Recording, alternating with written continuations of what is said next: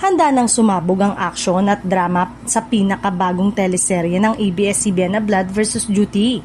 Natampok ang powerhouse cast na siguradong aagaw ng atensyon ng mga manonood gabi-gabi.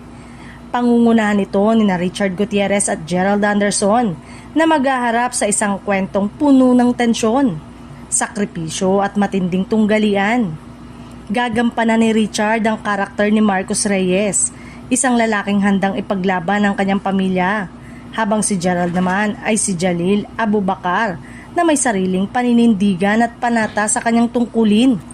Sa kanilang paghaharap, ang inaasahang magiging sentro ng kwento na tiyak na magpapainit sa primetime slot. Hindi rin pahuhuli ang mga leading ladies na sina Bella Padilla bilang Lara Reyes at Barbie Imperial bilang Jamila Abubakar. Magdadagdag sila ng lalim at emosyon sa serye, lalo na sa mga eksenang puno ng pagmamahal, pagtataksil at sa pamilya. Samantala, makakasama rin sa serye ang batikang aktor na si Baron Geisler bilang Felix Domingo, na siguradong magbibigay ng kakaibang kulay sa kwento. Kasama rin sa supporting cast sina Romel Padilla, Edgar Mortiz, Susan Africa at Jaime Fabregas, na pawang magdadala ng solidong pagganap sa serye.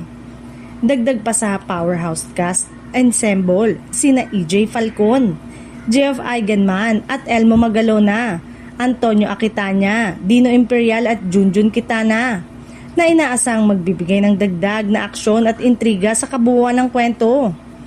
Tinutukan ngayon ng publiko ang Blood vs. Duty dahil sa kakaibang konsepto nito na umiikot sa laban ng dugo at tungkulin, isang kwentong tiyak na makakarelate ang maraming Pilipino.